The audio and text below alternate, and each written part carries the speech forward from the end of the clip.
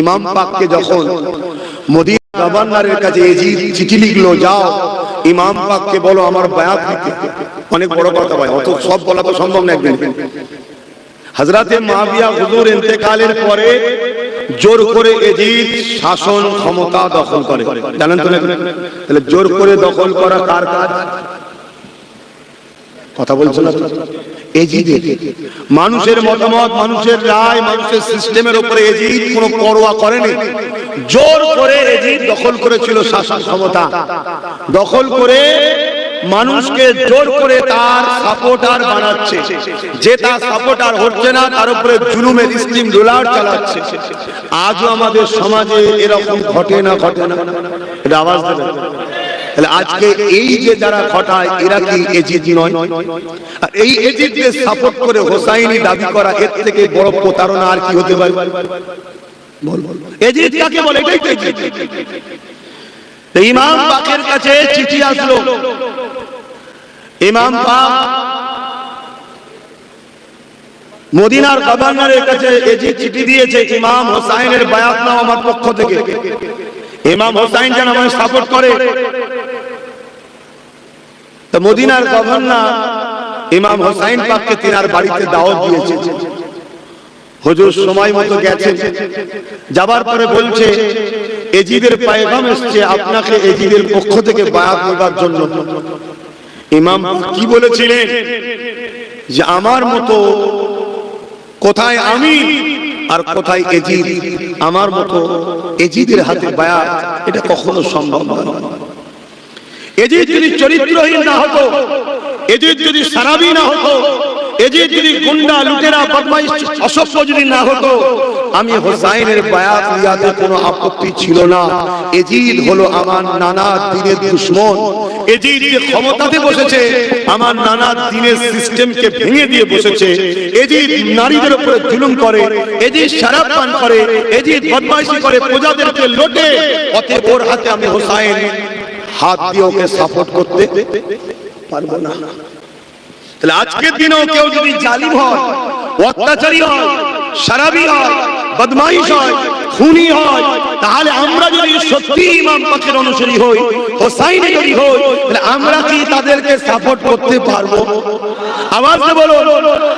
এজন্য আব্বাস সিদ্দিকী বাপ অনেক জুলুম সহ্য করে, তথাপিও জালিমের সঙ্গে হাত মিলাই নাই।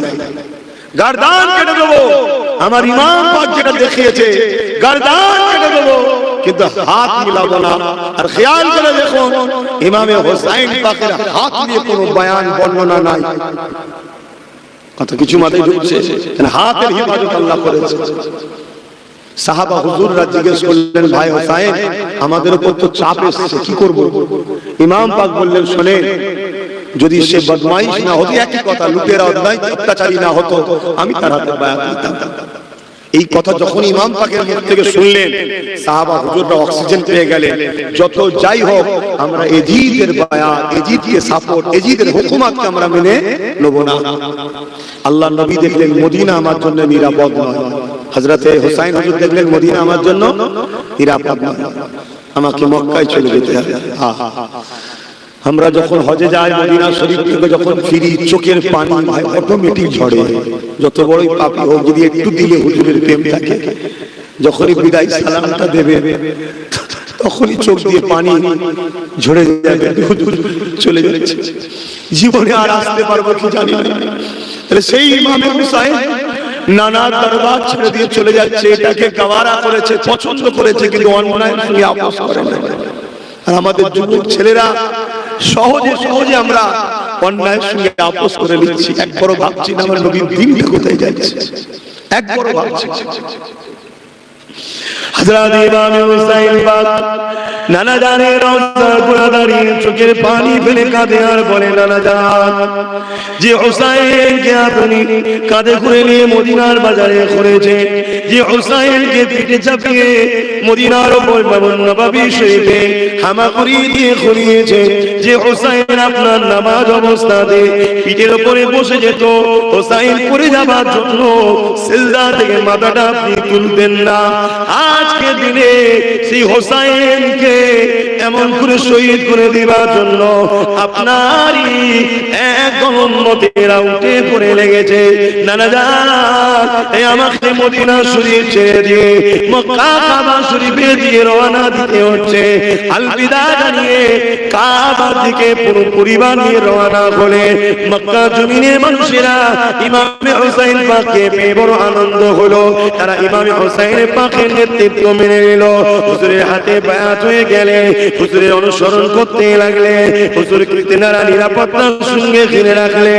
এই যুবকেরা এমন সময় কুপার জমিন থেকে একটা চিঠি এসে গেল, ও হযরত ইমামে হুসাইন, আমরা এজিদের হাতে বায়াত গ্রহণ করতে চাই না, আমরা আপনাকে আমাদের নেতা লিডার মানতে চাই।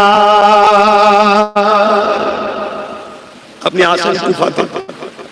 হযরত ইমাম পাক বললেন, আমার নবীর সাহাবারা দেখো আমাদের দেখো চিঠি দিয়েছে। আমি কিন্তু ভাই একদম কিছু কিছু জায়গা যেটা আমার যুব সমাজের এখন দরকার সেইটুকু জায়গা আলোচনা করছি। ইতিহাস কেন ঘটে ভাই? আমাদের শিক্ষার জন্য, আমাদের সজাগের জন্য। না হয় আমার আল্লাহ পাক কোরআনের মধ্যে 4 ভাগকে যদি কোরআনের 4 হিস্সায় ভাগ করা হয়, এক হিস্সা শুধু হুকুম আহকাম আছে, বাকি 3 হিস্সা শুধু নবী আলাইহিস সালামদের জীবনী আল্লাহ আমার নবীকে শুনিয়েছে আমাদের ভয়দার জন্য। তাহলে ইতিহাস শোনা দরকার, ইতিহাস থেকে শিক্ষা নেওয়া দরকার। তো ওই জিনিসগুলো আমার যুবকদের কাছে দিতে চাই, চেষ্টা করছি আল্লাহ চাই। হযরত ইমাম পাক যখন বললেন আমি কুফায় যাব, মক্কা সাহাবা হুজুররা বললেন, না ভাই হুসাইন আপনাকে কুফায় যেতে দেব না। কেননা কুফার মানুষেরা আপনার আব্বাজান হযরতে মাওলা আলীর সঙ্গে প্রতারণা করেছে, মুনাফিকি করেছে। এ আমার নওজোয়ান তরুণেরা, যুবকেরা, ইসলামের সবথেকে ভয়ানক দুশমন হলো মুনাফিক। এ নওজোয়ানেরা, হযরত আলী রাদিয়াল্লাহু তাআলা হুজুরকে শহীদ করেছিল কারা? হযরত আলী রাদিয়াল্লাহু তাআলা যখন কুফা জামে মসজিদে ইমামতিতে নামাজ পড়াতে লেগেছে, হুজুরের কাতারে দাঁড়িয়ে নামাজ হালেতে হুজুরের কাতারে দাঁড়িয়ে গেছে, সেও নামাজ পড়তে এসেছিল। আমার ইমামে হুসাইন হুজুরের আব্বা জান হযরত শেরে খোদা মাওলা আলী হুজুরকে ওই নামাজ অবস্থাতে নামাজি মুসলমান দাবিদার তারাই শহীদ করে দিয়েছিল। এদেরকে বলা হয় মুনাফিক। হযরত ওসমান গনি হুজুরকে শহীদ করে দিয়েছিল কারা? এই যুবকেরা, তরুণীরা, বাপেরা 40 দিন ওসমান গনি হুজুরের বাড়িতে তারা নামাজ একসাথে জামাতে পড়েছে, একসাথে তারা উঠা বসা করেছে, তাদের মুখে দাঁড়িয়ে টুপি সবই ছিল। কিন্তু ওসমান গনি হুজুরকে তারা শহীদ করার জন্য ঘরকে ঘিরে ফেললো। হযরত ওসমান গনি বলেছিল, তোমরা যে মুখে আল্লাহ নবীর কলেমা পড়ো, নামাজ পড়ো, আবার তোমরা সেই নবীর জামাতা হযরত ওসমানকে তোমরা শহীদ করতে চাইছো। তারা এত কিছু বুঝার করো কোনো কথা শুনলো না। দুনিয়ার লোভ লালসা, অর্থের জন্য, পদের জন্য হযরত ওসমান গনিকে তারা শহীদ করে দিয়েছিল। এরাও ইহুদি, খ্রিস্টান, হিন্দু, অন্য ধর্মের লোক ছিল না, তারাও ছিল মুসলমান দাবিদার। শুনছেন? আমাদের সবচেয়ে বড় ক্ষতিকারক কারা? মুসলিম দাবিদার, মুনাফিক, যারা সর্বসময় এজিদের দিকে থাকে, অর্থাৎ জালিম অত্যাচারীদের দিকে থাকে। তাদের অর্থ নিয়ে, তাদের সম্মান নিয়ে, তাদের পদ নিয়ে নিজের জাতের ক্ষতি করতে এক পা পিছোয় না। এরা মসজিদ, মাদ্রাসা, দ্বীন, ইসলামের ক্ষতি করতে এক পা, ইতিহাস বলতে কখনো পিছায় না। উপরন্তু অমুসলিমদের থেকেও এক কাঠি আগিয়ে এরা গিয়ে ধর্ম ইসলামের ক্ষতি করেছে। এজন্যই আল্লাহ নবী বললেন, আমার বড় ভয় হয় আখিরি জামানায় আমার উম্মতদের প্রকাশ্য দুশমনেরা ক্ষতি করতে পারবে না। আমার বড় ভয় হয় একদল মুনাফিক মুসলমানেরা আমার উম্মতদের ক্ষতি না করে দেয়। এ নওজোয়ানেরা, আল্লাহ নবী আশঙ্কা করেছেন মুনাফিক মুসলমানদেরকে, আল্লাহ নবী আশঙ্কা করেছেন উম্মতের ক্ষতি না করে দেয়। তাই আমাদেরকে খেয়াল রাখতে হবে মুনাফিক আমাদের ক্ষতি না করে দেয়। মুনাফিক চিনবেন কি করে? মনে রাখবেন, মুনাফিক ওয়াদা খিলাফ করে, মুনাফিক মিথ্যা কথা বলে, মুনাফিক তো তারা আজ এক বলবে, কাল আর এক বলবে। মুনাফিকের এক কথার সঙ্গে আর এক কথার মিল থাকবে না।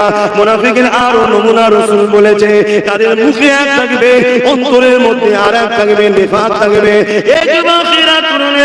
মুনাফিকের আরো নমুনা রাসূলুল্লাহ বলেছে, তার মধ্যে একটা রাসূলুল্লাহ বললে, মুনাফিক কখনো আমার খানদানের ভালোবাসার লোক হতে পারে না, মুনাফিক কখনো আলে রাসূলদের ভালোবাসতে পারে না।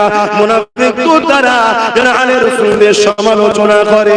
এই যুবকেরা, তরুণেরা, বাবেরা, তাই বলে দিয়ে যায়, পৃথিবীর ইতিহাস ইসলামের যুগে যুগে দুশমন অনেকেই করেছে, কিন্তু প্রকাশ্য দুশমনেরা ক্ষতি করতে পারেনি। ইসলাম ও মুসলমানদের উপরে অনেক বড় কষ্ট আঘাত দিয়েছে একদল মুনাফিক মুসলমানেরা। তাহলে আমাদের কাছে সবথেকে প্রথম কাজ এখন কি? মুনাফিক চিনতে হবে। আর মুনাফিক চিনা বড় মুশকিল। মুনাফিক মসজিদেও যায়, ঈদগাহও যায়, মুনাফিক হজও যায়, নামাজও পাওয়া যায়, রোজাতেও পাওয়া যায়, মুনাফিক দাঁড়িয়েও থাকে, টুপিও থাকে। শুনছেন তো নাকি? মুনাফিক দেখা হলে সালামও দেয়, মাশাআল্লাহ বলে, আল্লাহু আকবার বলেন, ওরে তাকবীরও বলে। কিন্তু চিনার নমুনা কি বললাম?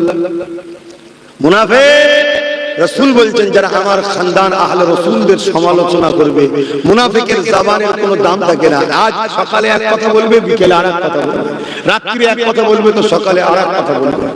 মুনাফিকের আর কি নমুনা? মুনাফিক কথায় কথায় মিথ্যা বলবে। মুনাফিকের আর কি নমুনা? মুনাফিক জালিমদের সঙ্গে দলদাস হয়ে ইসলাম, মসজিদ, মাদ্রাসা, কোরআনের পক্ষে তাদেরকে পাওয়া যাবে না। তারা জালিমদের দুনিয়ার স্বার্থে তাদেরকে পাওয়া যাবে। কথাগুলো মনে থাকবে তো নাকি? আমার শুনছেন তো আপনারা? না আমার মতো ঠান্ডাতে আপনারাও ঝিমিয়ে গেলেন। বর্ষা পানিতে ভাই শরীর একদম ভালো লাগছে, শুধু ঘুম ধরছে, চোখ যেন সবসময় বসে চেপে যাচ্ছে। আপনাদের ওই হচ্ছে নাকি? একটু মন দিয়ে শুনছি। যদি মন দিয়ে শুনে চুপ করে শোনেন তো আলহামদুলিল্লাহ, যেন মন দিয়ে শুনছি, খুব ভালো করে বলছি। মুনাফিক আপনার শুধু জান নেবে না, মুনাফিক আপনার ঈমানও নেবে। আর প্রকাশ্য দুশমন আপনার জান নিতে পারবে, ঈমান কিন্তু নিতে পারবে না। আর মুনাফিক আপনার দুটোই নেবে, জানও নেবে, ঈমান। আমরা টিকে আছি বাপ ঈমানের জোরে, আমাদের অন্য কোনো জোর নাই আমাদের। আর মুনাফিকের কাজ হলো আমাদের ওই পাওয়ারটাকে কেড়ে নেওয়া, আমাদের ওই পাওয়ারটাকে কেড়ে নেওয়া। যে বন্দুক দিয়ে গুলি করব, মুনাফিক টুক করে বন্ধু সেজে ঢুকে ভেতর থেকে গুলিটা শুধু বার করে নেয়। আমি ভাবছি বন্ধুকে গুলি আছে, যখন মারার সময় হবে তখন শুধু আওয়াজই হচ্ছে, একটা ফায়ার হচ্ছে। মুনাফিকের কাজ হলো এইটা, ভেতর থেকে অরিজিনালটাকে বার করে দেওয়া, আমাদের ঈমানকে নষ্ট করে দিচ্ছে। আসেন আমরা ফিরে যাই। হযরত ইমাম হুসাইন পাক যখন বললেন, এ আমার নবী সাহাবারা, এ আমার ভাইরা, দেখো দেখো চিঠি দিয়েছে। হযরত মাওলা আলীর কথা তুলে সাহাবা হুজুররা বলতে লাগলেন, ওই কুফার মানুষেরা আপনার আব্বার সঙ্গে তারা প্রতারণা করেছে, তারা মুনাফিকি করে আপনার আব্বাকে শহীদ করে দিয়েছে। আমরা কোনোদিনের জন্য আপনাকে কুফায় যেতে দেব না।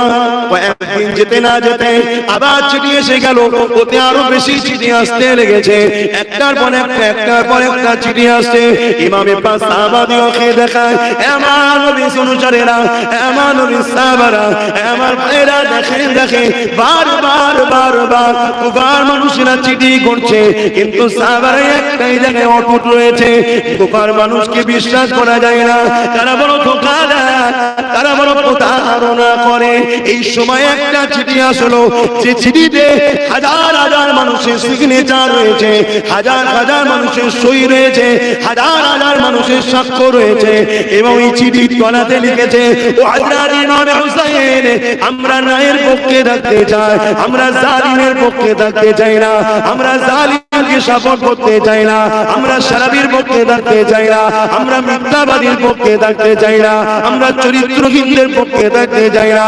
হযরত ইমাম হুসাইন, যদি আপনি না আসেন, কাল কিয়ামতের ময়দানে নানাজানের কাছে আপনার বিষয়ে আমরা অভিযোগ জানাবো।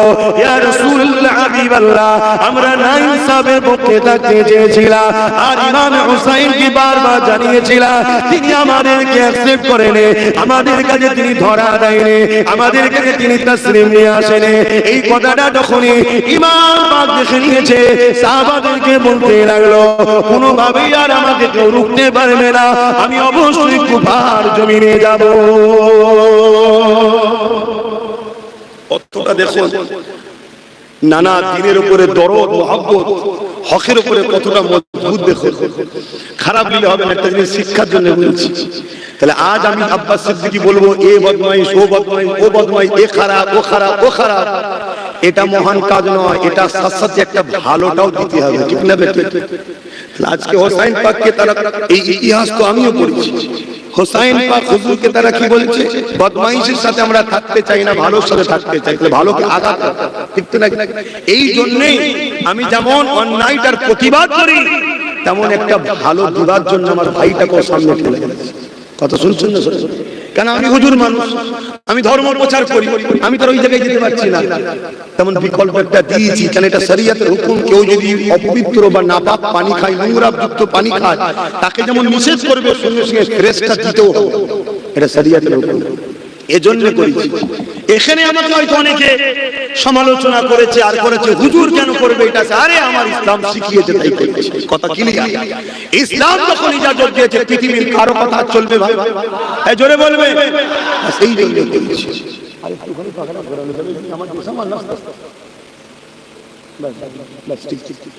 কথা বুঝলেন? একটা কথা যখন আসলে একটু বলে দিলাম। হযরত ইমামে হোসাইন পাক যখন যাবার জন্য ইরাদা করেছে, ইতিহাসটা শুনুন, একটু বলি তো নাকি? অনেকে ধারণা হয় এবার ইমাম হোসাইনের জীবনী শুনে আমরা কি করব, এই ধারণা আপনাদের হচ্ছে না তো? ইমাম হোসাইন পাক কিন্তু ঈমানের সাথে সম্পর্ক রাখে। জোরে বলুন সুবহানাল্লাহ। হ্যাঁ, আল্লাহ নবী বলেছে, যারা আমার হাসান হোসাইনকে ভালোবাসবে তারা আমি রাসূল আমাকে ভালোবাসলো, যারা আমাকে ভালোবাসলো আল্লাহ আপনি তাদেরকে ভালোবাসেন। জোরে বলুন সুবহানাল্লাহ। আর যারা আমার হাসান হুসাইনের সঙ্গে দুশমনি করলো, তারা আমি রাসূল আমার সঙ্গে দুশমনি করলো। আর যারা আমার সঙ্গে দুশমনি করলো, আল্লাহ তাদের উপরে লানত ও অভিশাপ বুগজ রাখে আল্লাহ তাদের উপরে। খুব সাবধান। ইমামে হাসান হুসাইন আমার আল্লাহ ও আল্লাহর রাসূলের পিয়ারা ছিলেন। জোরে বলুন সুবহানাল্লাহ। আমার আল্লাহ কত ভালোবেসেছে হাসান হুসাইন হুজুরকে। হযরত খাতুনে জান্নাত ফাতেমা তাজহারা রাদিয়াল্লাহু তাআলা আনহা যখন নামাজে তাহাজ্জুদে দাঁড়িয়ে যেতেন, কোন রাতে ইমামে হাসান হুসাইন হুজুর কেঁদে উঠতেন। ওই সময় আল্লাহ পাক বলতেন, এ জিবরাইল দুনিয়া জমিনে চলে যাও, আমার ফাতেমা আমার নামাজ হয়ে গেছে। এদিকে হাসান হুসাইন বাচ্চা দুটো কাঁদতে লেগেছে। চিন্তা করেন, বাচ্চা দুটো কাঁদছে, আল্লাহ জিবরাইলকে পাঠাচ্ছে জলদি করে সান্ত্বনা দেবে। কত ভালোবাসে আল্লাহ সেই বাচ্চা দুটোকে। আমরা ভালোবাসবো না? বাসবো না? তাহলে হাসান হোসাইনকে ভালোবাসলে আল্লাহ আমাদেরকে ভালোবাসবে। মাথায় থাকবে।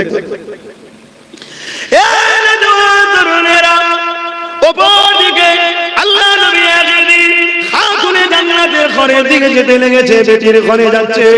এমন সময় ঘরের কাছাকাছি গিয়ে আল্লাহ নবীর কানে আওয়াজ এসে যায়, ঘরের ভেতর থেকে কান্নার আওয়াজ আসছে।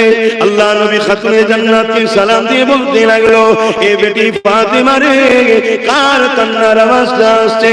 ওই সময় খাতুনে জান্নাত বলতে লাগলেন, আব্বাজান হাসান হুসাইন কাঁদতে লেগেছে। আল্লাহ নবী বলতে লাগলো, এ ফাতেমা রে, তুমি তো জানো হাসান হুসাইন কাঁদলে আমি রাসূলুল্লাহ বড় কষ্ট পাই, কেন বাচ্চা দুটো কাঁদতেছে? ওই সময় খাতুনে জান্নাত বলেছিলেন, ইয়া রাসূলুল্লাহ হাবিবাল্লাহ, ঘরে কিছু নাই, খিদার জ্বালায় কাঁদতেছে। আল্লাহ নবী বাচ্চা দুটোকে কোলে নিয়ে নিজের জিহ্বা মোবারক বাচ্চাদের মুখে দিতে লেগেছে। আর ইমামে হুসাইন ইমামে হাসান হুজুর ঘর আমার নবী পাশে জিহ্বা মোবারকে চুষতে লেগেছে। আমার নবীর জিহ্বা মোবারকটাই তো ওহী। ওহী শুনছেন তো নাকি? এই মুখ দিয়ে যেটা বেরিয়েছে ওটাই তো কোরআন হাদিস, তাই তো নাকি? হ্যাঁ, সারাদিন কি কষ্ট হচ্ছে আপনাদের? হাসান হোসেন হুজুর ছোটবেলা থেকে কি পান করছে, সেই বাচ্চা দুটোকে মহব্বত করতে হবে। এই সমাজে অনেক লোক আছে যারা আজকে এজিদকে বাঁচাবার চেষ্টা করছে, এটাও বলে যাচ্ছে। কারা?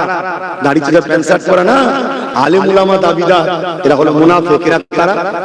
এজিদের পক্ষে যারা পরিমাণ কেউ যদি সাপোর্ট করে, আমার উপরে বিশ্বাস ছিল তোমাদের নাকি? এটা হ্যাঁ কি না বল? একদম পুরো পাওয়ারের সাথে বলছি, তোমাদের সব জিম্মাদার আমি। এজিদের পক্ষে যারা পরিমাণ কেউ যদি গুণ বা ভালো দিক সাপোর্ট করতে যায়, জেনে রেখে দেবে মুনাফিক উলামা। মনে থাকবে, কোনোভাবে এজিদের পক্ষপাতিত্ব নেওয়া যাবে না। এজিদ বাহ্যিক দিক দিয়েও যেমন বদমাইশ, চরিত্রহীন, জালিম, পাশাপাশি এজিদ আমার নবীর ভালোবাসার উপর অত্যাচার করেছে। কথা বুঝে আসছে? আল্লাহ নবী বললেন, কেউ যদি আমার শহর মদিনার শরীফের উপরে হামলা করে, মন দিয়ে শোনে, কেউ যদি আমার শহর মদিনা শরীফের উপরে হামলা করে, হামলা করেনি, হামলা করার ইরাদা করে, আল্লাহ তাকে জাহান্নামে এইভাবে গলাবে যেমন সীসা আগুনে দিয়ে গলায়। সীসা দেখেছেন? আগুনে দিলে পুরো তেল গলে পিস টাইপের হয়ে যায়। আমার মদিনা শহর, রাসূল বলছেন, আমার শহরের উপরে কেউ হামলা করেনি, হামলা করার ছক করেছে বা ইরাদা করেছে, আল্লাহ তাকে জাহান্নামে এইভাবে গলাবে। কারণ কি? নবীর শহর নবীর পছন্দের উপরে হামলা করেছে। তাই তাহলে নবীর শহরকে নবী পছন্দ করে, তার উপরে হামলা করলে যদি রাসূলুল্লাহ বলে, বুখারী হাদিস, আবার হযরত আনাস থেকে রাত, তাকে আল্লাহ জাহান্নামে দিয়ে সীসা যেভাবে গলায় সেভাবে গলাবে। তাহলে নবী যাকে বলেছে হাসান হোসেন আমার থেকে, আমি রাসূল হাসান হোসেনের থেকে, যে রাসূল বলেছেন হাসান হোসেনের উপরে যে বুক রাখবে স্বামী নবী আমার উপরে রাখলো, যে রাসূল সিজদায় পড়লে হাসান হোসেন পিঠে বসে থাকে, সেই হাসান হোসেনের উপরে যারা জুলুম করেছে বা ঘৃণা করবে বা বিদ্বেষ করবে বা তার দুশমনদের সঙ্গে বন্ধুত্ব করবে, মনে হয় সে জান্নাতে যাবে। এটা আবার সবার মুখে শুনতে চাইছি। আমি হুসাইনি, আমি আমার ইমাম পাকের পক্ষে, আমি এজিদের পক্ষে নয়, আর এজিদের দরদীদের পক্ষে নয়। এজিদ হলো জাহান্নামের একটা কুকুর, আর এজিদের পক্ষে যারা দাঁড়াবে তারাও জাহান্নামের কুকুর হয়ে যাবে ইনশাআল্লাহ। আমার হুসাইন জান্নাতি যুবকের সর্দার। আমরা গুনাহগার, পাপী জানি, কিন্তু আমরা জালিম নয়, আমরা মুসলিমের সাথে সাথ দিই, আমরা লুটেরা নয়, খুনি নয়, আমরা অত্যাচারী নয়, খুনি নয়, আমরা আমার ইমাম পাকের সাথে ইনশাআল্লাহ জান্নাতে যাব। জোরে বলুন না ইনশাআল্লাহ।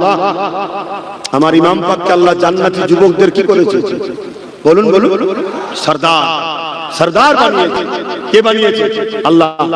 আল্লাহ যদি কাউকে সরদারের মালিক বানায়, তার পাওয়ার আছে না? আমরা যদি কাউকে একটুখানি ভোট দিই, স্কুলের প্রধান বানাই, হেডমাস্টার বা কিছু একটা দিই, আর সে যদি পাওয়ার থাকতে পারে, যাকে খুশি টিসি দিল, যাকে খুশি রেখে দিল, ক্ষমতা আছে না? না আছে না? আল্লাহ যাকে জান্নাতের পাওয়ার দিয়েছে, সে না চাইলে জান্নাত ঢুকবে কি করে? আর সে তো যাকে খুশি 12 করে দিতে পারে, বড় তোমার এন্ট্রি নাই। আল্লাহ পাওয়ার এমনি দিয়েছে নাকি? আল্লাহ তো জানে আমার হোসাইন কে, আমার হোসাইন তো তাকেই জান্নাতে রাখবে যে জান্নাতে যাওয়ার উপযুক্ত। তাই তো দায়িত্ব দিয়েছে। আল্লাহ জানেন না? জানেন না? বলবেন তো আল্লাহ জানেন না? জানেন না? আল্লাহ সব জানেন। তাহলে সেই হোসাইন হুজুরের দুশমনদের সাথে সাথ দেবেন না। আজকে আমার কিছু মুসলিম ভাইকে দেখে অবাক লাগে, সামান্য পদের জন্য এরা নবী বংশের আওলাদদের গাল দেয়, সামান্য পদের জন্য মসজিদ, মাদ্রাসা, কবরস্থান, ঈদগাহ, খানকা, দ্বীনের দুশমনদের সাথ দেয়। আমার দেখে আফসোস হয়, আর ভাবি, এরা যদি সেদিন থাকতো, এরা এজিদের সাথে সাথ দিয়ে হোসেনের বিরুদ্ধে তরোয়াল ধরতো। কথা কি বলা ভালো? এটা তো বাস্তব, এটা তো বাস্তব। বাবেরা, নওজোয়ান তরুণেরা, আল্লাহ নবীর সাহাবারা বলতে লাগলেন, ও হযরত ইমাম হুসাইন, আপনি যখন যাবার কমন স্থির করতে লেগেছেন, আপনি আগে একজন কাউকে আপনার প্রতিনিধি হিসাবে কুফার জমিনে পাঠিয়ে দেন। আল্লাহ নবী ইসরাইল নবীর নওয়াসা হযরত ইমাম হুসাইন হুজুর বললেন, ঠিক আছে। এই সময় হযরত ইমাম মুসলিম হুজুরকে পাঠিয়ে দেয়া হলো কুফার জমিনে। ইমাম মুসলিম হুজুর রওনা দিলেন। ইমাম মুসলিম হুজুরের দুটো ছোট ছোট বাচ্চা ছিল, মুহাম্মদ আর ইব্রাহিম। এই দুটো বাচ্চাকে নিয়ে তিনি রওনা দিয়ে দিলেন, কুফা জমিনে পৌঁছে গেলেন। কুফা জমিনে যখন পৌঁছালেন, কুফার মানুষেরা অনেক দরদি দেখাতে লাগলো, অনেক ভালোবাসা দেখাতে লাগলো। ইমামে মুসলিম হুজুরের হাতে রাতের মধ্যে 30-40 ইখতিলাফ আছে, 40,000-এর উপরে মানুষ বায়াত কবুল করলেন। খবরটা ভালো না খারাপ? 40,000 লোক বায়াত নিয়েছে, আর বায়াতটা নিচ্ছে কার পক্ষ থেকে? ইমাম হোসেন হুজুরের পক্ষ থেকে। যেমন আমি আব্বাস সিদ্দিকী বায়াত করি আমার দাদা হুজুরের পক্ষ থেকে, জানেন তো নাকি? এটা হযরত মুসলিম হুজুর বায়াত দিয়েছিলেন ইমাম হোসেন হুজুরের পক্ষ থেকে। আমরা সবাই হলাম দাদা পীরের সিলসিলার মুরিদ, তাই তো নাকি? বলবেন তো? আচ্ছা, আপনারা দাদা হুজুরকে ভালোবাসেন আমার জন্য, না আমাকে ভালোবাসেন দাদা হুজুরের জন্য? একটু জোরে বলেন। আমাকে ভালোবাসেন দাদা হুজুরের জন্য, তাই তো নাকি? তাহলে আমি যদি কখনো ভোলা হয়ে যাই, আল্লাহ না করুন, তার আগে যেন আল্লাহ আমার মরণ দেয়, বলুন আল্লাহুম্মা আমিন। বললেন না আমি জাহান্নামে যাই চাই আপনার? তাহলে ভুল রাস্তায় যাবার আগে মরে যাওয়াই ভালো রে বাবা, তাই তো নাকি? মরণ তো সেই হবে। তাহলে সেই জায়গায় আপনারা কি দাদা হুজুরের থেকে মুখ ঘুরিয়ে নেবেন? দাদা হুজুরের সমালোচনা করবেন, পাঁচ হুজুরের সমালোচনা করবেন, আমি দোষী, আমি গোলা হয়েছি, আমি খারাপ হয়েছি, এর জন্য আমি দোষী। কিন্তু দাদা হুজুর পাঁচ হুজুরের সমালোচনা আমরা করব না। আব্বাস সিদ্দিকী যেমন দাদা হুজুরের আওলাদ, আপনারা কি দাদা হুজুরের আওলাদ নয়? আপনারাও তো আওলাদ। আমার সাথে আপনাদের পার্থক্য একটা, আমি খুনের আওলাদ, আপনারা অন্তরের আওলাদ। আমি আটির গাছ, আপনারা কলমের গাছ। কিন্তু দাদা হুজুর তো বলেছে সিলসিলা আমার আওলাদ ও আমার মুরিদদের কাছে রেখে গেলাম। অতএব দাদা হুজুর রাহমাতুল্লাহ আলাইহি আওলাদ হয়েছে আব্বাস সিদ্দিকী, আপনারা আমাকে ভালোবাসছেন, আলহামদুলিল্লাহ, ভালো কথা। পীরের খুন আছে, সম্মান করছেন, ভালো করছেন, এটা পীর মুরিদিতে আদবের নিয়ম। কিন্তু কখনো যদি আমি দুর্নীতি করি, চাকরি চুরি, তেল চুরি, বালি চুরি, কয়লা চুরি, বিভিন্ন কেসে যদি আমি কখনো জড়িয়ে গিয়ে জেলে চলে যাই, এর জন্য কি আমার দাদা হুজুরের মাথা হেঁটে পাঁচ হুজুরের? এই জোরে বলে যদি বলেন কেউ হ্যাঁ, তাহলে আমরা তো আল্লাহর বান্দা। তাহলে বান্দা পাপ করলে আল্লাহর বিরুদ্ধে লাগবে নাকি? আমরা তো নবীর উম্মত, নবীর উম্মত যদি ভুল করে নবীর বিরুদ্ধে লাগবে? তাহলে যে ভুল করেছে সে অন্যায় করছে, তার থেকে আমরা মুখ ঘুরিয়ে নেব। আব্বাস সিদ্দিকী বাদ, তাহলে আব্বাস সিদ্দিকী দুর্নীতি করেছে, কিন্তু তা বলে আমার দাদা হুজুর পাঁচ হুজুরের থেকে আমরা সরব না। আমাদের বাচ্চাদেরকে শেখাবো দাদা হুজুর পাঁচ হুজুর, তাই তো নাকি? কেন আমার অনেক আগে থেকে দাওয়াত সিলসিলাকে ক্ষতি করার চক্রান্ত চলছে। কেন আব্বাসকে সবাই না মানলো, দেওবন্দি হোক, বেরেলি হোক, তাবলীগ হোক, যাই হোক, দাদা হুজুরকে কিন্তু সবাই ভালোবাসে। কি ভুল বললাম? দাদা হুজুরের জন্য এক কথায় বাংলা প্রতিষ্ঠিত করা হচ্ছে। ফুরফুরার এই যে একটা 80-85% মুসলমান যে ফুরফুরার উপরে এক হয়ে আছে, এটাকে টুকরো টুকরো করে 10%, 15%, 20% ভাগ করতে দাও, তাহলে মুসলমান শক্তি কমে যাবে। মাথায় ঢুকছে? একটা লোকের ডাকে যদি এক কথায় 80টা লোক জড়ো হয়, এই শক্তি একদিকে রাখো। আর একটা লোকের ডাকে 20টা লোক এক জায়গায় হলো, কারো ডাকে 15টা লোক এক জায়গায় হলো। আর মুসলমান আমরা তো এখন এক জায়গায় হতে পারছি না। তুই এই সিলসিলা, আমি এই সিলসিলা, ওই সিলসিলা, ওই সিলসিলা। আরে ও সিলসিলালে থাকবে জানা, মসজিদ মাদ্রাসা কবরস্থান যখন শেষ হয়ে যাচ্ছে, তখন আবার আমার হুজুর তোর হুজুর কেন? তখন তো মসজিদ মাদ্রাসা আমাদের পেহচান, সবাইকে এক হওয়া দরকার। সেই আমরা সেই মাথা ধরে বসে আছি, না না আমি যাবো, ওটা আমার হুজুর ডাকে, ওটা আমার মোল্লা ডাকে। আরে ডেকেছে কি জন্য? মসজিদ বাঁচাতে, মাদ্রাসা বাঁচাতে, খানকা বাঁচাতে, ইসলামের ঐতিহ্য বাঁচাতে। তোর কাছে হুজুর আগে হয়ে গেল, ইসলাম আগে নয়। এই যে বিভাজন আমাদের মধ্যে তৈরি করে দিয়ে আছে, না না। কিন্তু ফুরফুরা শরীফ থেকে যদি ডাকে, আজও যত বাদী পড়ে যায় 80% লোক তো ভিড় করবে, হ্যাঁ ফুরফুরা থেকে ডাক পড়েছে, ঠিক না? তাহলে সেই যে একটা একতা, এটাকে কিন্তু নষ্ট করে দেওয়ার চক্রান্ত চলছে। তাই আগে থেকে বলে গেলাম, আব্বাস যদি কখনো দুর্নীতির কাজে, কোনো কাজে জড়িয়ে যায়, ফেসে যায়, জেল হয়ে যায়, আর হকের পক্ষে নওশাদের মতো যদি 100 বার আব্বাস জেলে যায়, আব্বাস তো গর্ব করবে। আমি তোকে মাঝে মাঝে বলি, তুই আমার থেকে 1 রাউন্ড উপরে আছিস, আমি যতক্ষণ না একবার যেতে পারছিস তোকে টক্কাতে পারছি না। তুই এখন 1 রাউন্ড উপরে আছিস, কেন তুই ইউসুফ নবীর সুন্নতটা পালন করলিস। এই ইউসুফ নবী জেলে গেছিল জানেন, দোষ করে না নির্দোষে? তাহলে আমাদের ছোট ভাই ও দোষ করে গেছে নাকি? কারো চাকরির পয়সা ছেড়েছে, কারো আল কেটেছে, কারো পকেট কেটেছে, কারো দুর্নীতি করেছে? না, ওর কর্মীদের হয়ে ঢাল হয়ে দাঁড়িয়েছে, মারছো কেন? তুলে নিয়েছে। রাত 12টা পর্যন্ত মিটিং হচ্ছে, কি করবো, ভরবো না ছাড়বো, ভরবো না ছাড়বো। জাত না হলে তো জাতকে কাটতে পারে না। ট্যাকেল করে দেবো, খুনি ভরে দেন না। শুনছেন তো নাকি? ট্যাকেল করে দেবো, ভরে না। ভরতে গিয়ে কি বাঁশ হয়েছে হাড়ে হাড়ে বুঝতে পারছি। ও এই জায়গায় পৌঁছাতে গেলে ওকে মনে এখনো 15-20 বছর সময় লাগছে, যে জায়গায় ওকে অল্প দিনে আল্লাহ পৌঁছে দিয়েছে, ঠিক তো নাকি? হ্যাঁ, কখন কিভাবে কি হয় আল্লাহ ভালো জানে। ইউসুফ আলাইহিস সালামকে তার ভাইরাই ফেললো কুয়াতে। কোথায়? কুয়াতে। কুয়া থেকে পানি তুলতে গেল পথচারী বণিকরা, পানিতে উঠলো কি বালতিতে একটা চাঁদের টুকরো বা চাঁদি। জোরে বলুন সুবহানাল্লাহ। ইউসুফ নবী চাঁদের থেকে সুন্দর বোঝাবার জন্য, আপনারা চাঁদ ছাড়া অন্য কি উদাহরণ দিলে বুঝবেন বলেন না, এজন্য চাঁদ বলি। কিন্তু নবীদের তুলনা চাঁদের সঙ্গে হয় না, কেন চাঁদ তো সামান্য ব্যাপার, নবীরা অনেক বড় ব্যাপার। জোরে বলুন সুবহানাল্লাহ। চাঁদকে দেখে কেউ কখনো আগুন কাটেনি, ইউসুফ নবীকে দেখে সব আগুন কেটে ফেলেছে, কেউ বুঝতেও পারেনি। জোরে বলুন সুবহানাল্লাহ। তো যাই হোক, ইউসুফ নবীকে যে মিশরের বাজারে বড় দামে বিক্রি করা হলো, শুনতে খারাপ লাগছে না? কিন্তু আল্লাহর রহস্যটা কেউ তো বুঝতে পারছে না। আল্লাহ যে কি রাজ রেখেছে এর মধ্যে, ওই যে কুয়ার মধ্যে মিশরের রাজা হওয়ার সিঁড়ি ছিল, এটা তো কেউ জানে না, যখন ঘটছে তখন বুঝছে, ঠিক তো?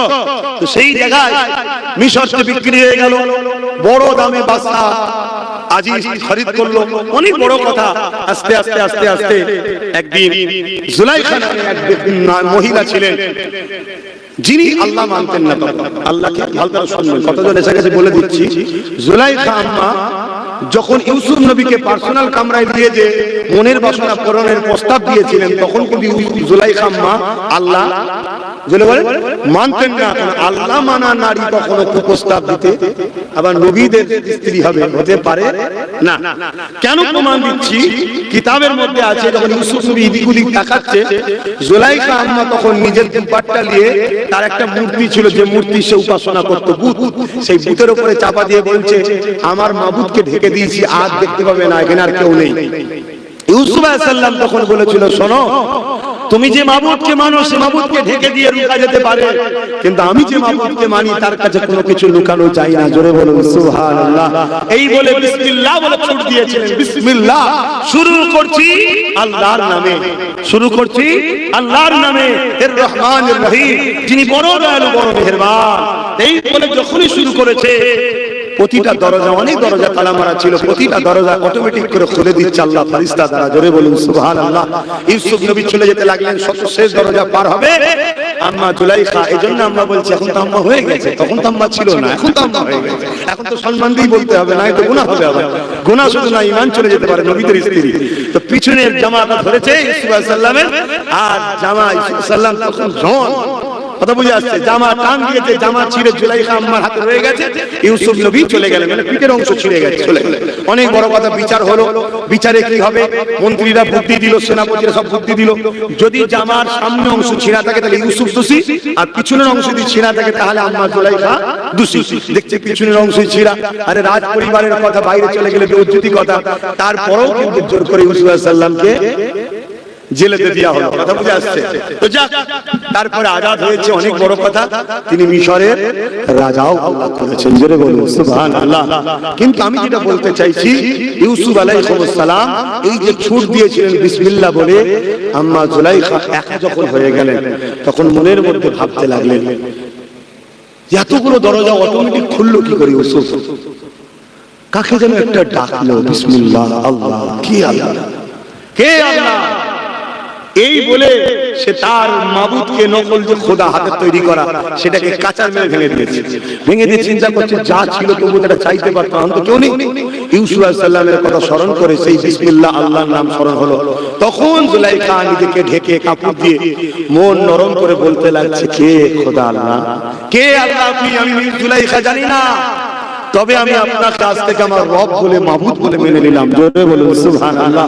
আর আমার দ্বিতীয় প্রস্তাব, আমাকে ইউসুফ চাই, আমাকে ইউসুফ চাই। আমার আল্লাহ আম্মা জুলাইখার দোয়াও কবুল করলেন। জোরে বলুন সুবহানাল্লাহ। চাই তো চাই, চাই তো চাই, বিয়ে দিয়ে দিয়েছে আল্লাহ, একসাথে বিয়ে দিয়ে দিয়েছে। জোরে বলুন সুবহানাল্লাহ। স্বামী স্ত্রী সংসার হয়ে গেছে।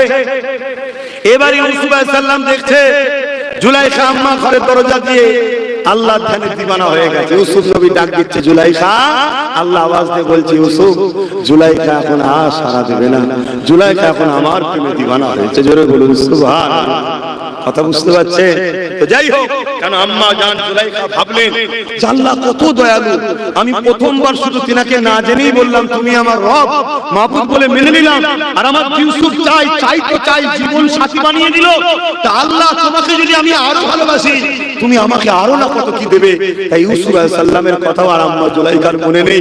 তিনি তখন আল্লাহ দিবানা হয়ে এবার ধ্যানে পড়ে গেলেন। জোরে বলুন সুবহানাল্লাহ। যা আকাশে ফিরে আসি একটা কথা বলতে গিয়ে অন্য দিকে চলে গিয়েছিলাম। হযরত ইমামে মুসলিম হুজুর কুফার জমিনে চলে গেলেন, 40,000 লোক হুজুরের হাতে বায়াত হয়ে গেলেন। এই মেসেজটা ভালো দেখে ইমামে মুসলিম হুজুর একটা চিঠি লিখতে শুরু করলেন, সালামবাদ বলতে লাগলেন, ও হযরত ইমামে হুসাইন, কুফার মানুষেরা সত্যি আপনাকে চাইছে, আপনার পক্ষ থেকে আমার হাতে 40,000 লোক বায়াত নিয়ে নিয়েছে। এই চিঠিও রওনা দিয়ে দিল। এই চিঠি যখন ছেড়ে দিয়েছে তখন চিঠি উটের পিঠে পিঠে করে আসতো, এখন আর প্লেনের মতো গাড়ির মতো করে স্পিডে আসে না। এই চিঠি রওনা দিয়ে দিয়েছে, আসতে সময় লাগবে। এদিকে কুফার গভর্নর যে ছিলেন তাকে চেঞ্জ করে দিয়ে এজিদ এমন করে জিয়াদকে বসিয়ে দিয়েছে, যে ছিল বড় জালিম অত্যাচারী, এই জিয়াদকে বসিয়ে দিয়েছে। সে বড় জালিম অত্যাচারী ছিল। সে কি করতে লেগেছে, এমন করে দেখা যায় গোপনে গোপনে প্রত্যেকটা এলাকায় নজরবন্দি করতে লেগেছে। এমন করে ঘোষণা করে দিল, রাজ দরবারে থেকে রাজার বিরোধী যে করবে তাকে কখনো কিন্তু মেনে নেওয়া হবে না, এই বলে সে ঘোষণা করে দিল। এমন করে যখনই ঘোষণা হয়ে গেছে, এই যুবকেরা তরুণেরা আন্দোলন শুরু হয়ে গেল। এই আন্দোলন যখন শুরু হয়েছে, জিয়াদ কি বলতে লেগেছে, ওই কুফার গভর্নর কি বলতে লেগেছে, তোমরা এইভাবে সবাই চিৎকার চেঁচামেচি না করে তোমাদের মধ্যে থেকে নেতা লিডার একজন একজন করে আমাদের গভর্নর অফিসে আসো, তোমাদের সঙ্গে আলোচনা হবে। শুনছেন? আজকে এরকম ঘটছে না ঘটবে?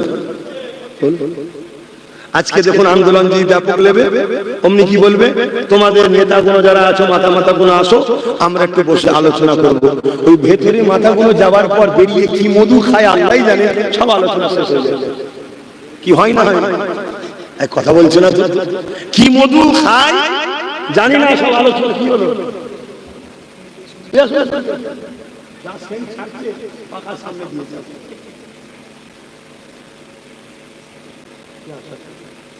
আল্লাহ দেখে দাও, কথা বুঝছেন? চিন্তা নেই, দেবে রে বাবা, আপনাদের জন্যই বলেছে। জলসা কমিটি একা খাবে না, সবাই কি এমন পানি পড়া দিল, সব যে যার ঘরে চলে গেল, আন্দোলন বন্ধ হয়ে গেল।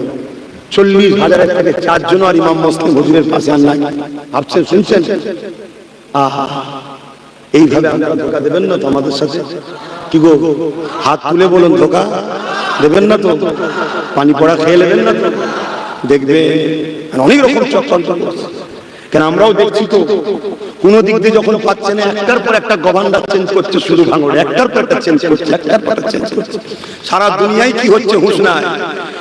ওদিকে রোজ বিশুক লাগছে মেদিনীপুরে, ওকে রুকার জন্য হুঁশ নাই। শুধু ঘুরিয়ে ফিরিয়ে ওই দাড়িওয়ালা টুপিওয়ালা ছেলেটা কেন এত কথা বলবে, ওকে রুকে দাও। কি হচ্ছে না হয়? হ্যাঁ, আজকের এই জিরাও যখন না সেম জিনিস করছে। দেখো এত বড় অসব আন্দোলন হলো, সব আন্দোলন ওই যেন হলের মধ্যে ডেকে নিয়ে যে কি অ্যাসোসিয়েশনের কি মিটিং হবে, যাকে এটা তো আমি চাইছি না। আমাদের যুব সমাজ আজকের দিন রেজিদের দাবিদারি করে কাল কিয়ামতের ময়দানে ইমাম হোসাইনের বিরুদ্ধে দাঁড়িয়ে জাহান্নামে চলে যাক, এটা আমি চাই না। তাই আজকে যেমন হোসাইনি রাস্তা দেখাতে হবে, এজিদি হলো চিনাতে হবে। কারণ ইসলাম নাই কাজ করার নাম শুধু ইসলাম নয়, অন্যায়কে মিটাবার নামও ইসলাম। জোরে বলুন সুবহানাল্লাহ। অনেকে বলে আমি নামাজ পড়ি, রোজা রাখি, হজ করি, দান করি, যাকাত দিই, আমি তো কারো ছেলে মেয়ে জুলুম করি না, আর করি না, আমি বাবা সব ঝামেলাই নেই। শুনে রাখেন বাবানেরা, মেয়েরা, বাপেরা, বোনেরা, ভাইরা, জাহান্নামে দুই দল যাবে, অন্যায় করার জন্য যাবে, অন্যায়ের বিরোধী না করার জন্য তারাও জাহান্নামে। শুকরিয়া আদায় করুন যে দয়াল নবীর জন্য একটু সহজ হয়ে গেছে, দয়াল নবীর জন্য একটু সহজ হয়েছে আমাদের জন্য। অন্যান্য নবীর উম্মতেরা যারা অন্যায়ের বিরোধী করেন, আল্লাহ সব মেরে শেষ করে দিয়েছে। লূত আলাইহিস সালামের কওমকে আল্লাহ বলেছিল 80,000 লোক মারবো, তার মধ্যে 40,000 ভালো, 40,000 খারাপ। আল্লাহ নবী লূত বললেন, আল্লাহ ভালো লোকগুলোকে কেন মারবেন, খারাপ লোকগুলো পাপ করেছে মারবেন। আল্লাহ পাক বললেন, খারাপ লোক কোন ভালো লোকের বিরোধী, ভালো লোক কোন খারাপ লোকের বিরোধী করে না, কেন এই জন্য ওদেরকে মারবো। শুকরিয়া আদায় করুন উম্মতে মুহাম্মাদী। তাই জন্য আমার নবী একটু আমাদের জন্য সহজ করে দিয়েছে। কি করেছে? যদি মুখ দিয়ে প্রতিবাদ করতে হাত দিয়ে নাও পারো, মুখ দিয়ে যদি নাও পারো, খারাপ লোকেদের কাছে মিশলে হবে না, ঘৃণা করে সরে যেতে হবে। শুনছেন? এটা আমার নবীর ভাই ফেসিলিটি পেয়েছি। আর না হয় হাত দিয়ে লড়তে হতো মুদির বিরুদ্ধে। এটা মুদি খাবে কি ভুল খাবে ও বললে হবে না, মত খাবে। কথা মাথায় ঢুকছে না, ঢোকে না? হ্যাঁ, খুব সাবধান, অন্যায় তার বিরুদ্ধে লড়তে হবে। কিন্তু আমার নবী একটু সহজ করে দিলেন, আমার উম্মত বড় দুর্বল হবে, অসহায় হবে, সবাই হয়তো হাতে লড়তে পারবে না, সবাই মুখে বলতে পারবে না। তাই নবী বলল কমসে কম অন্তর থেকে ঘৃণাই করে এই জিজ্ঞেস করে থাকবি, দূরে সরে যা। শুনছেন? তাহলেও তোর ঈমান আছে, তুই জান্নাত যাবি। জোরে বলুন সুবহানাল্লাহ। সেই নবীকে ভুলে যাবেন আপনারা? কত সুযোগ করে দিল বলেন তো। নবী যদি এটা সুযোগ না করে দিত আমাদের, আমাদের আজকে কি দশা হতো? কেউ জান্নাত যেতে পারত না? আমি যেতে পারতাম? আমার কি হাতে লড়াই করার ক্ষমতা আছে? আমি না মুখ দিয়ে প্রতিবাদ করছি। আল্লাহ যদি সেই ফয়সালা লাগে রাখতো, সব দিন হাতেই লড়তে হবে। তোর আমাকে ভালোবাসি করবি মানে ব্যাস, কত শ্রেষ্ঠ। যেমন দুনিয়ার শাসকরা বলে যত কিছু বুঝি না, বোম মারবি, খুন করবি, যা করবি করবি, আমাকে খুন দিতেই হবে, বলছে না বলে। তাহলে আজকে এরা অন্যায়ের পক্ষে যদি এতটা জেদ ধরতে পারে, আর আল্লাহ যদি বলে নারীকে প্রতিষ্ঠিত করার জন্য, সন্ত্রাস মুক্ত সমাজ করার জন্য তাদেরকে লড়তে হবে, তাহলে আমরা কি করতাম? এই আমার লড়ার ক্ষমতা আছে? ফেসে যেতাম। কিন্তু আমার দয়াল নবী আমাদের জন্য সুযোগ করে দিল। তবে লাস্টের যে কথাটা বললাম, অন্তর থেকে ঘৃণা করে দূরে সরে যাওয়া, এটা খুবই দুর্বল ইমানের লক্ষণ। তারপরেও কিন্তু ইমান। হযরতে মুসলিম হুজুরের দিকে চিঠি করে দিলেন, আর এদিকে হোসাইন হুজুর চিঠি পেয়ে বেরোবার জন্য প্রস্তুত নিয়ে নিলেন। আর এদিকে কি হলো, সব মুসলিম হুজুরের সাথ ছেড়ে দিলেন। হুজুর একা। আল্লাহ নবীর একজন সাহাবী হুজুরের বাড়ি থেকে হযরতে মুসলিম হুজুর আশ্রয়টা নিয়ে নিলেন। এদিকে জিদের গভর্নর ঘোষণা করে দিল, কুফার গভর্নর আইন করে দিল, যে মুসলিমকে ধরে দেবে তাকে অনেক পুরস্কার দেওয়া হবে।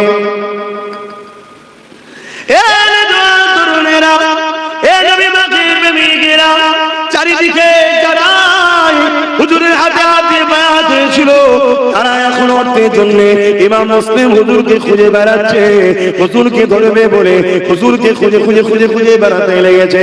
এই যুবকেরা, তরুণেরা, বাপেরা, অনেক বড় লম্বা চওড়া কথা। ইমামে মুসলিম হুজুর ওই বাড়িতে গোপনে আশ্রয় নিয়ে নিলে এই নওজওয়ানেরা খবরটা এমন করে কুফার গভর্নরের কাছে পৌঁছে গেল, হযরতে উম্মে হানি হুজুরের বাড়িতে রয়েছে। এই খবরটা যখন পেয়ে গেলে, ওই সময় হযরতে হানি হুজুরকে কুফার গভর্নর ডেকে পাঠালো। তিনাকে বলতে লাগলো, তোমার ঘরে নাকি মুসলিম হুজুর আশ্রয় দিয়েছে, তোমাকে তিনাকে ধরিয়ে দিতে হবে।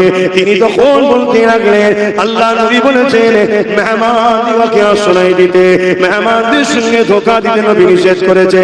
অতএব আমার জীবন যদি চলে যায়, চলে যেতে পারে, আমি নবীর খানদানের সঙ্গে কখনো গাদ্দারি করতে পারবো না। কুফার গভর্নর হুকুম করে দিল, এক অস্ত্রের আঘাত দিল, আমার নবীর সাহাবী হযরত উম্মে হানি হুজুরের গর্দান উঠে গেল। এই খবরটা চারিদিকে যেই ছড়িয়ে গেছে, তখন কিন্তু কুফারি অনেক কাফেলার লোকেরা, সরদারেরা, তারা তখন আবার আন্দোলনের জন্য আগিয়েছিল। কেন? ওনার বংশ সূত্রে অনেক আত্মীয় সম্পর্ক আছে।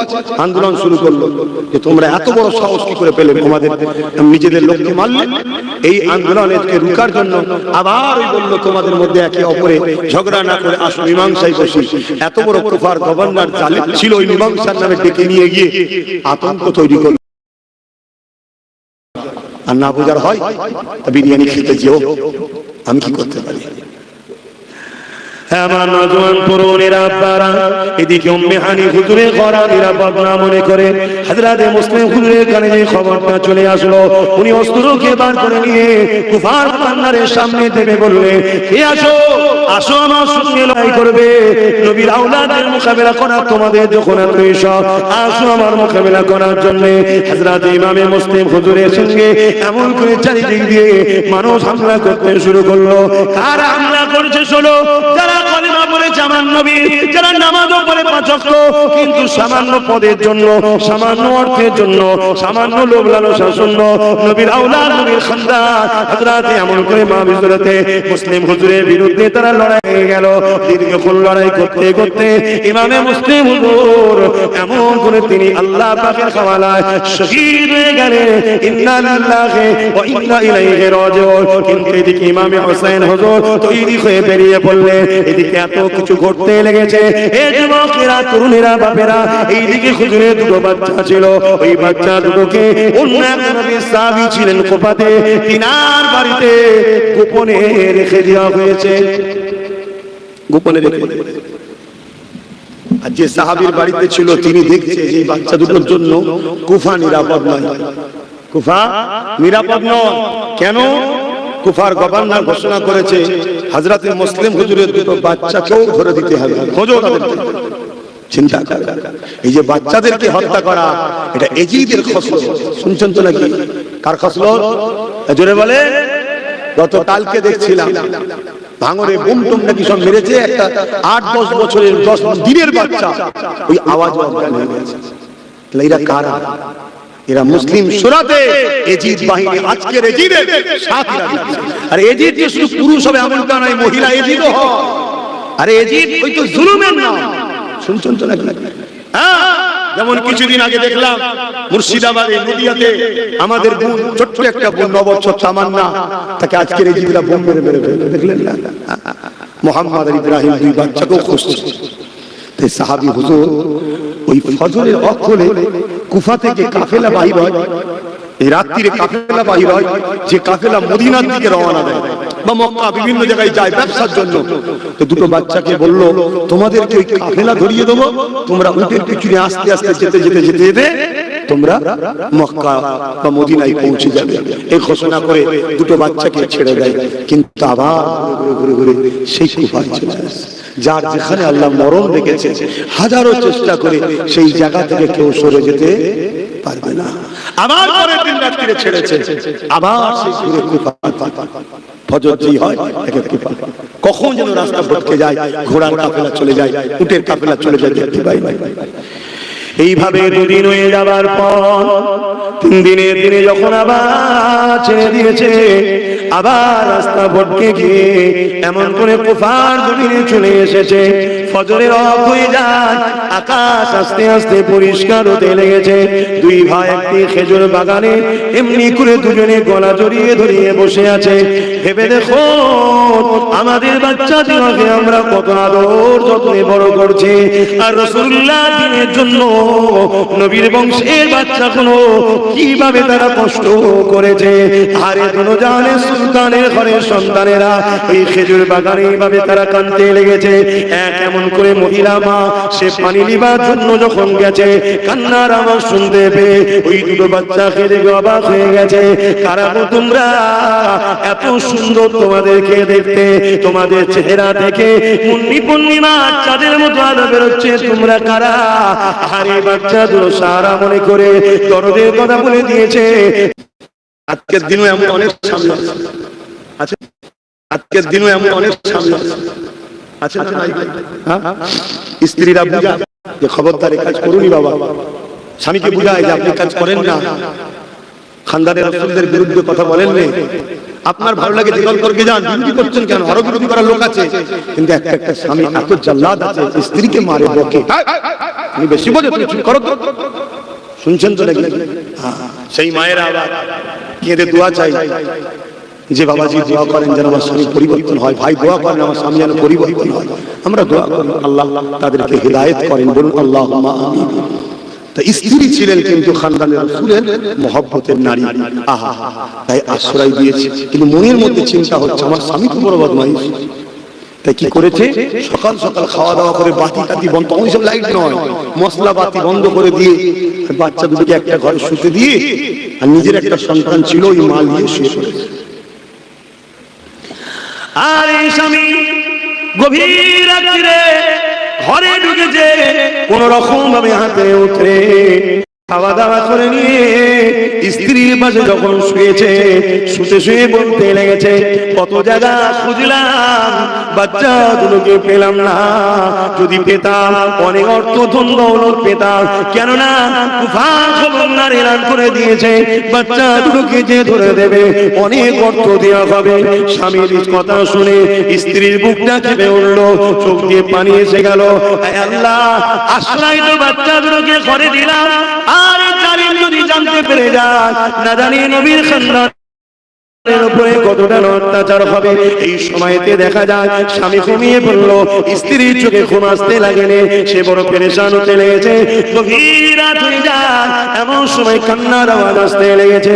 বড় ভাই ছোট ভাইকে ওঠাতে লেগেছে, উঠে পড়েন ভাই, আর আমাদের মায়ের কাছে যাওয়া হবে না ভাই, কেননা আমি রাসূলুল্লাহকে খবর দেখলাম। একদিকে দেখলাম রাসূলুল্লাহ দাঁড়িয়ে আছে, অপর দিকে আমার আব্বা জান হযরত ইমামে মুসলিম হুজুর দাঁড়িয়ে আছে। আল্লাহ নবী বলতে লাগলেন, এ মুসলিম তুমি চলে আসলে, বাচ্চা দুটোকে কেন নিয়ে আসলে না? ওই সময় আব্বা রাসূলুল্লাহকে বলতে লেগেছে, এক্ষুনি চলে আসবে, দেরি হবে না হুজুর, খুব তাড়াতাড়ি বাচ্চা দুটো চলে আসবে। এই খবর থেকে বোঝা যেতে লেগেছে আমার আব্বা জান দুনিয়াতে আর না, তিনি শহীদ হয়ে গেছে, আর আমাদেরও সময় এসে গেছে। কেন বাপ বলেছে খুব তাড়াতাড়ি চলে আসবে। উঠে বড় ভাই দুই ভাই গলা জড়িয়ে ধরে ধরে কাঁদে। মায়ের কাছে আর যাওয়া হলো না, মক্কায় আর ফিরে যাওয়া হলো না। এদিকে জালিমের ঘুম ভেঙে যায়, জালিম বলতে লেগেছে, ওঠো ওঠো, বাচ্চার কান্নার আওয়াজ আসছে, দেখো কোথা থেকে আসছে। সেই দুটো বাচ্চা নয় তো, যদি সেই দুটো বাচ্চা হয় অনেক অর্থ পাওয়া যাবে। স্ত্রী বারবার বোঝাতে লেগেছে, আরে কার বাড়ির বাচ্চা কোথায় কাঁদে কে জানে, কেন তুমি গভীর রাতে এত পেরেশান হতে লেগেছো? সৌ সে কিছু কথা শুনলো না।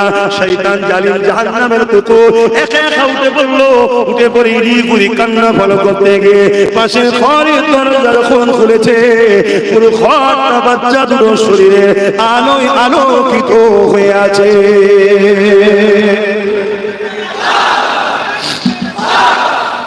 কিন্তু জালিমের মনে কোনো দয়া হলো না। এমনি স্বাভাবিক, দুশ্মনের বাচ্চা হলো, ছোট বাচ্চাকে হলো, যেই হোক, আমাদের বাচ্চা দেখলে এটা ময়া হয় তো নাকি? এটা ইমানের জন্য হয়। কি জন্য?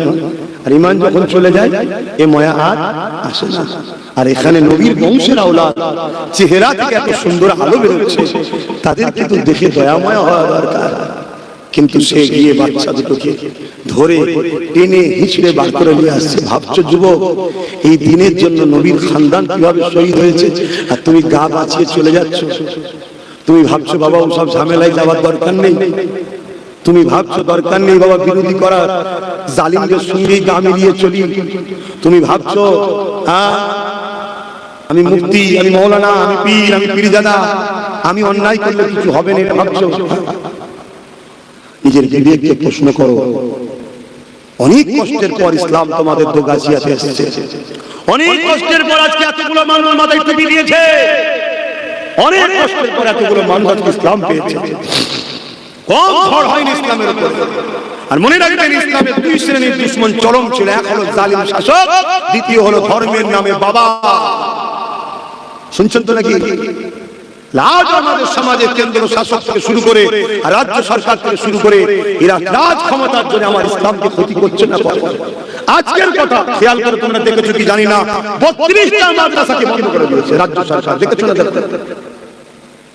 কারো মনের মধ্যে যেতে পারে আপনি ঘুরিয়ে ফিরিয়ে সেই রাজ্য সরকারের বিষয়ে বলেন কেন? আর এই জন্য বলি এরা ইসলামের দুশমন, তাই চিনাবার চেষ্টা করছে। কেন এরা বেঁচে আছে, এরা টিকে আছে, এরা ক্ষমতায় আছে, মুসলমানরা কথা কি বলা ভুল? আমার জাতকে বুঝাচ্ছি, আমার জাতকে বুঝাচ্ছি, তোমরা নিজেরা ডাইরেক্ট মাদ্রাসা দুশমনি করুনি তো কি হয়েছে? কিন্তু তোমরা যাকে ক্ষমতায় আনছো, সে ক্ষমতায় তোমাদের দিয়া ক্ষমতা নিয়ে মাদ্রাসার দুশমন তৈরি হয়েছে। আজকেই 32টা মাদ্রাসা বন্ধ করেছে, আবার হুমকি দিয়েছে আগামী মাসে নাকি 150টা মাদ্রাসা বন্ধ করবে। খবর দেখেছেন? একটু কেউ দেখে দেখে বলুন না, দেখেছেন কি? একটু খবর টবর দেখেন কি হচ্ছে সমাজে। তাহলে বলুন, যে মাদ্রাসা বন্ধ করবে সে আমার ইসলামের বন্ধু না শত্রু? একটু জোরে বলে। শত্রুকে সাপোর্ট করে শক্তিশালী করলে ঈমান থাকে? যদি থাকে বলে, তাহলে ইমাম হোসেন হুজুরের বিরুদ্ধে এদেরকে সাপোর্ট করে যারা 22,000 সৈন্য নিয়েছে, কারবালা ইমাম হোসেন হুজুরকে শহীদ করেছে, তারা কি জান্নাতে যাবে? এগুলো তো বুঝতে হবে আপনাদেরকে। কেন্দ্র সরকার আমাদের দুশমন, এটা জানতে আমাদের কারো বাকি নয়। উত্তরপ্রদেশ থেকে শুরু করে আসামে সব জায়গায় বিজেপি মুসলমানদের মারছে, মসজিদ ভাঙছে, মাদ্রাসা ভাঙছে, এটা আমাদের জানতে কারো বাকি আছে? জোরে বলে। কিন্তু অন্য রাজ্যে আমাদেরকে মারছে কারা? যাদের ধর্মীয় পরিচয় হিন্দু। আর আমার রাজ্যে আমাদেরকে মারছে কারা? যাদের ধর্মীয় পরিচয় মুসলমান। তাহলে একটা বাইরের কেউ আমায় গাল পারলো বা আমার গালে একটা চড় মারলো, আমার যতটা না দুঃখ হবে, আমার ঘরের ভাই যদি আমায় গাল দেয়, আমায় চড় মারে, দুঃখটা বেশি হবে না কম হবে? হ্যাঁ, তুই আমার ভাই হয়ে আমায় মারছিস, ইসলামের দুশমন নেত্রীর জন্য, কোরআনের দুশমন, ওয়াকফ আন্দোলন বিরোধী দুশমন, এর জন্য তুই আমায় মারছিস।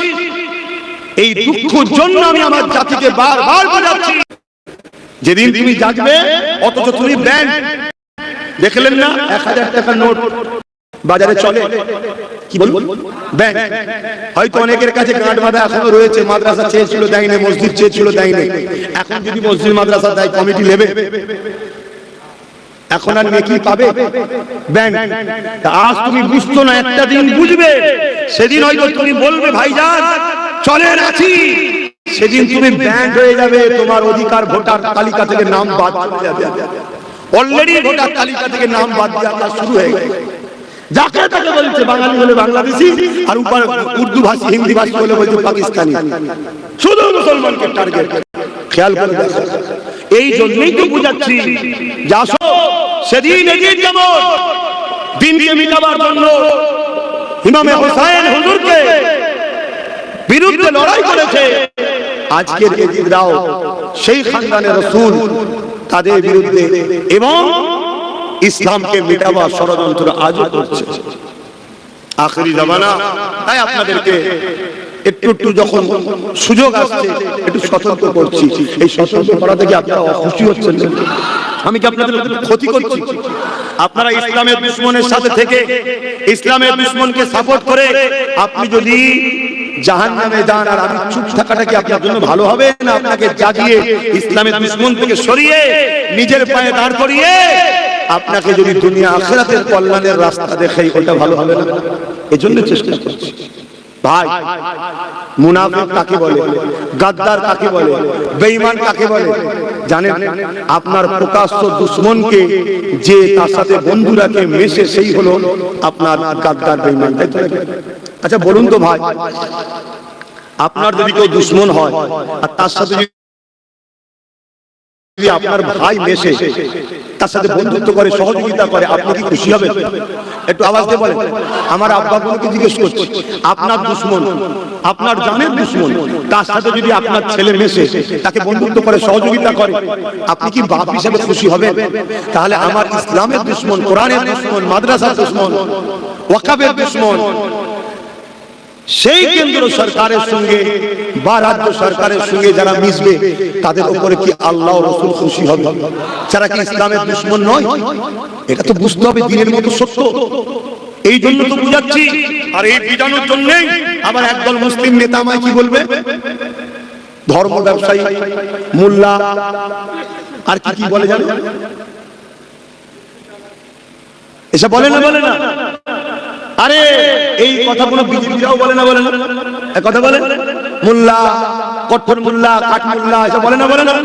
তাহলে কতটা মিলজুলে চলছে দেখছে। হাসেন আবার বুঝিয়ে দিয়ে যায়, পরিবর্তন হয়ে যায়। অনেক বড় কথা সময় দিয়ে খেয়াল করে আর বেশি বাড়াতে পারলাম না। এ নওজওয়ানেরা কারবালার ময়দানে ইমামে হোসেন পাক রওনা দিয়ে দিলে, যেতে যেতে কারবালার ময়দানে যখন পৌঁছে গেলে, এ যুবকেরা এমন করে দেখা যায় জিদ বাহিনী হুর বিন জিদ নামে একজন সেনাপতির নেতৃত্বে 1000 সৈন্য দিয়ে ইমামে হোসেন হুজুরের রাস্তাকে আটকে দেওয়া হলো। এই রাস্তা কে দিয়ে বলা হলো, আপনাকে কুফায় যেতে দেওয়া হবে না। এই জায়গাতে একটা ছোট্ট কথা মনে করিয়ে দিই, ইমামে হোসেন লড়াই করতে যাচ্ছিলেন না, কুফার জমিনে দাওয়াতে যাচ্ছিলেন। কি করতে? দাওয়াত। তাহলে আমাকেও একবার ভাঙরের লোকেরা দাওয়াত দিয়েছিল জানেন তো? আর রাজ্য সরকার তার গুন্ডা বাহিনী নিয়ে খাকি পোশাকের ভেতরে কিছু রাজ্য সরকারের গুন্ডা আছে না, তাদেরকে নামিয়ে আমার রাস্তা আটকে দিয়ে ডিস্টার্ব করেছিল না, করো না? তাহলে এজিদের সাথে মিলছে না, মেলে না? এগুলো তো জানতে হবে, ইতিহাস এই জন্য শুনতে হয়। সেদিনও এজিদ তার 1000 সৈন্য দিয়ে ইমামে হোসেনের রাস্তাকে আটকালো যে দাওয়াত বাড়ি যাওয়া কুফাতে হবে না। আর আজকের মহিলা এজিদ সে কি করলো, তার গুন্ডা বাহিনী, তার সৈন্য নামিয়ে আমাকে আটকে বললো ধর্ম প্রচারে যাওয়া হবে। মিলছে না, মেলে না? পাপ দোষ করলে তো কথা শুনতে হবে নাকি? কারো কষ্ট হচ্ছে নাকি? দোষ করলে তো কথা শুনতে হবে। এবারে কোন শয়তান যদি মনে করে আমাদের হাতে পাওয়ার আছে, দেখে নেব মদর পাগল কুতেগার, একটা ফুসকুরি মারার ক্ষমতা আছে তোদের? একটা ফুসকুরি দেবে আল্লাহ, ওইটাকে মারার ক্ষমতা নেই। চুলকোনা তোরা যদি আসবে, তোরা যদি দুনিয়ার সামান্য করে পাওয়ার নিয়ে এত মস্তান করিস, এত দাদাগিরি মনে করিস, আরে আমরা আল্লাহ দিনের প্রচারক, তুই তোর দুনিয়ার কোন দলের প্রচার করতে গেলি, তোর এতটা মনে হয় যে পাওয়ার, তাহলে আমরা তো আমার আল্লাহ দিনের প্রচার করছি, আমাদের আল্লাহর পাওয়ার আছে না? কম না বেশি? আল্লাহর সাথে লড়াই করার মতো কারো ক্ষমতা আছে? তাহলে আমাদের পাওয়ারটা কত হওয়া দরকার? কি হওয়া দরকার আছে না? তবে একটা জিনিস সিস্টেম আছে, কি সেই সিস্টেমটা হলো এটা, আল্লাহ ধরে একটু দেরি, আল্লাহ ধরে রহমতের কাজ ধীরে হয়, শয়তানের কাজ তাড়াতাড়ি হয়। খোদা যখন ধরে তখন নীল নদে ফেরাউনের মতো চুবিয়ে চুবিয়ে মারে। কি ধরেছে না? আপনাদের অসুবিধা হচ্ছে?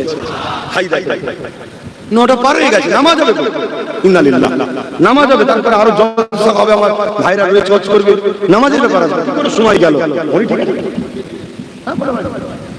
ইয়া আল্লাহ, ইন্নালিল্লাহ, আমার খেয়ালই না। ইয়া নবী সালাম।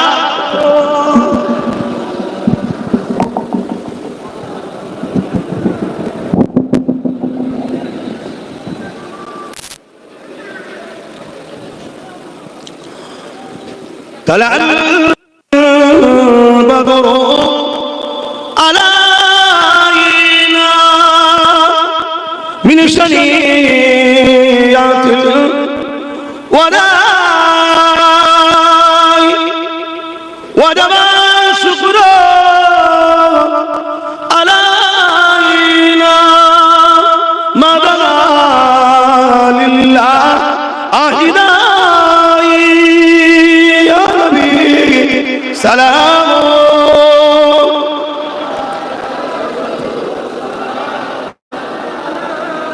يا حبيب।